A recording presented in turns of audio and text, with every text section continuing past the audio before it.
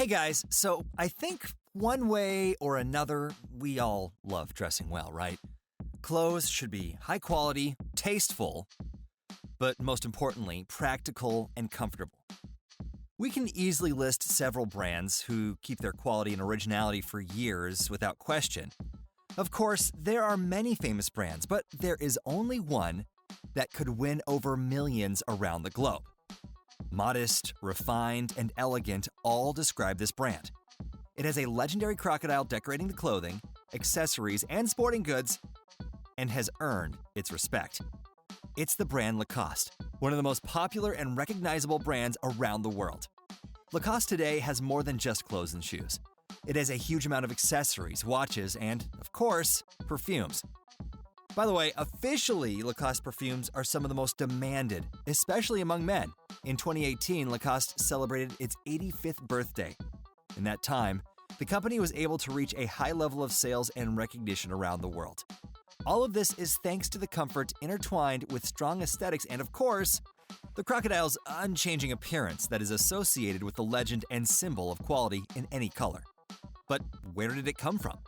Who had the idea of using a crocodile for a brand? Why did they choose a crocodile? I'll answer these questions today. So it's best to begin with the brand's creator. René Lacoste was born in 1904 to a wealthy family. His father was a very respected person in France. René's future was predetermined from the beginning. His father was very strict and conservative and was convinced that his boy would be in a high place in society. But young René didn't think so. He absolutely loved tennis from an early age and spent every free moment on it. Until he was 15, René played tennis on his own and sometimes under the supervision of his teachers.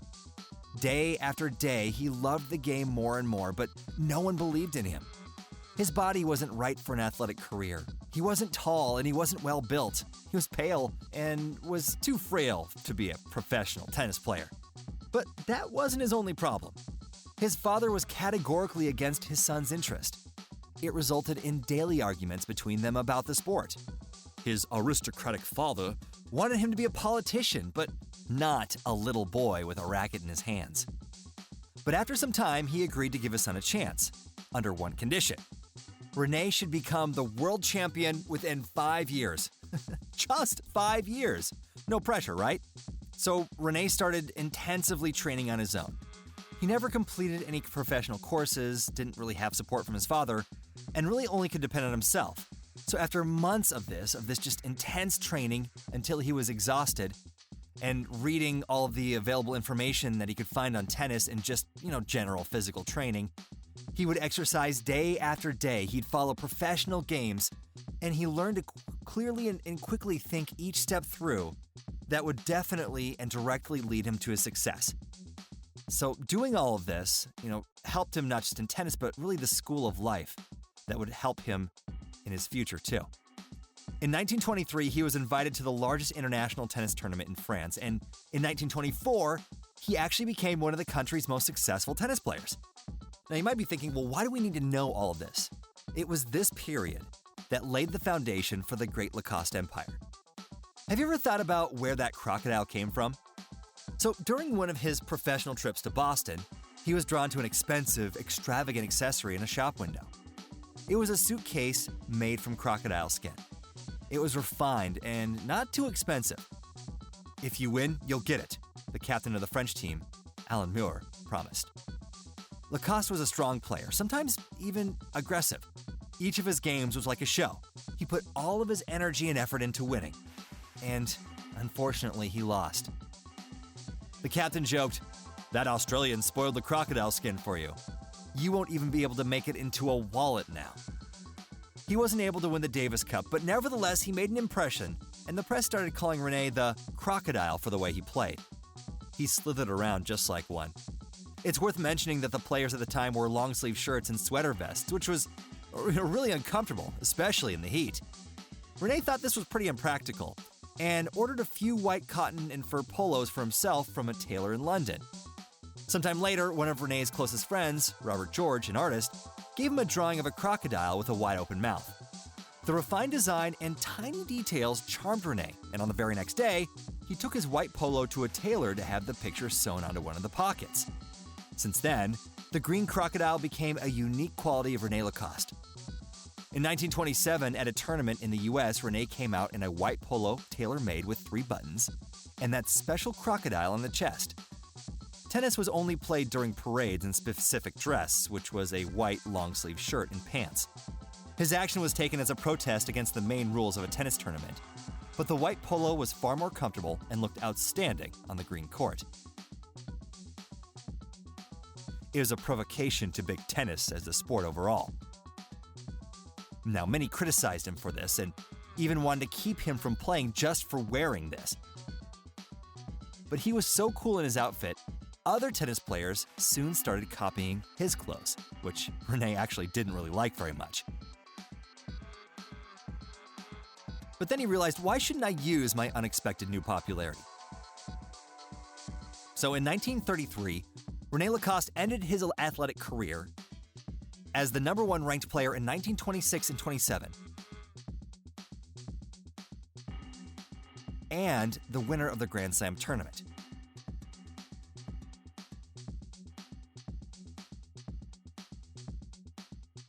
Along with knitwear magnate André Gillier, he founded a new clothing brand named Lacoste in honor of his last name that made tennis, golf, and sailing shirts.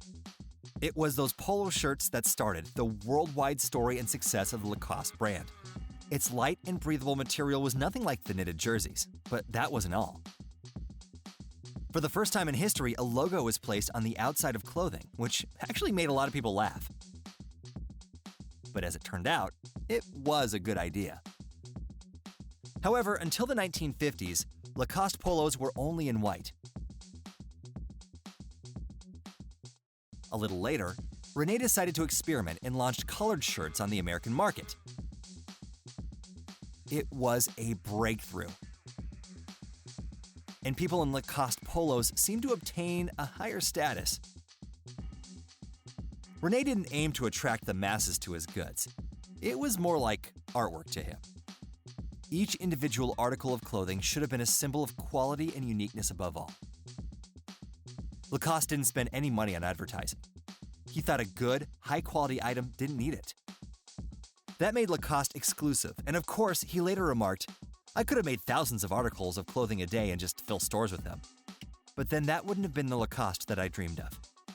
For the first time in the 1950s, the French polo was seen on JFK and Clint Eastwood.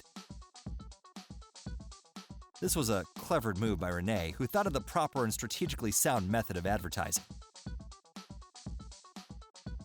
The polos were sent as presents to the most famous people of the time. It was a success. Just a few weeks later, the brand's popularity was through the roof. Instead of spending millions on generic ads, he did it with just a handful of shirts. The Americans saved money on everything and spent their last money to buy this high-status item. Lacoste himself couldn't explain the popularity and said in an interview, "There are things that aren't explainable. Maybe if I'd picked a different animal for my logo, something cute and harmless, nothing would have happened. If it were a rooster, everyone would know it's a French brand, but it probably wouldn't have had the same effect." However, the brand's secret wasn't just in its logo. Lacoste is praised for being universal and aesthetic.